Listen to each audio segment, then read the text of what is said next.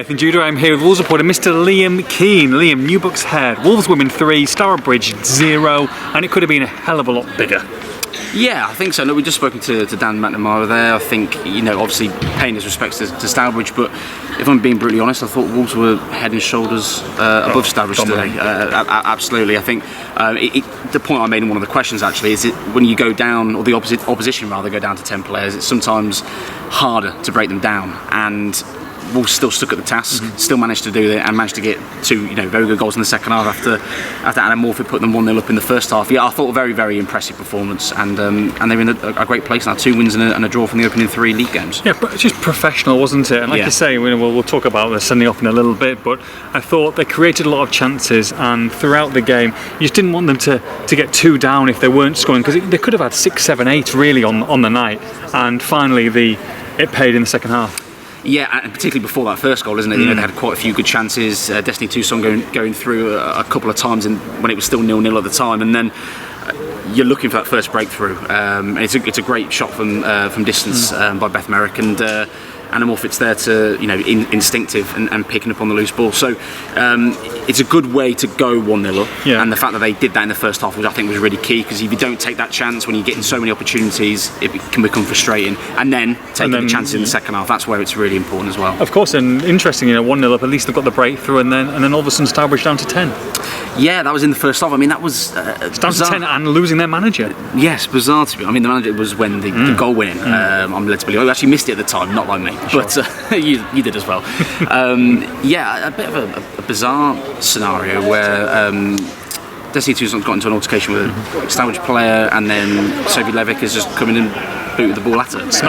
Smashed it from close range. She was unprovoked, wasn't involved in nowhere near the action. Yeah, wasn't involved in this sort of altercation that happened. Just ran up and booted the ball at her and sent off. And I mean, obviously the right decision for the referee, but just a strange situation to be in, and a strange reaction to quite an innocuous altercation, really.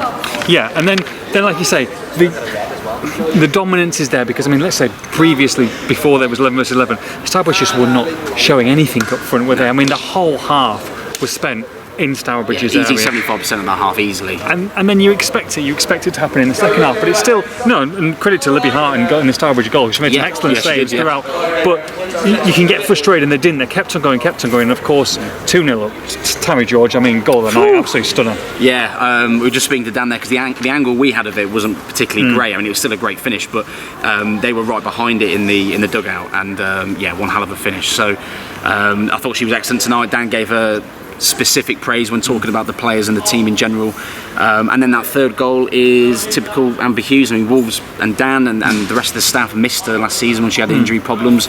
She could have been the difference between winning that league and not, and it's just a great, really clever, the way that she picks the ball up on the edge of the box, back to goal, a couple of touches out of her feet, and a bottom corner finish, and that's an instinctive striker who knows where the goal is. So yeah, those 3 goals and those 3 performances from those 3 players, really impressive. 2 wins and a draw to start the season, so Wolves unbeaten, which is great. What also is great is that they can go up this year without having that ridiculous playoff. They have to win their division, of course, and that's easier said than done, because, as Dan's alluded to at the end of this interview, there's a lot of teams with a lot of finances that have got more than Wolves, and there's a lot of offers for these girls to go elsewhere. They're staying here. They want to be part of this team and this dynamic. Can they go up? Can it be this year? Because they're underdogs, aren't they? Yeah. They are underdogs with some of the other teams. Based on this performance, based on what I've seen Dan do with the team over the last few years, and particularly since I've been in the job and coming to the Wolves women games, I think they've got one hell of a good chance of going up. I mean, obviously they would have already been up had that playoff situation not have occurred a couple seasons ago.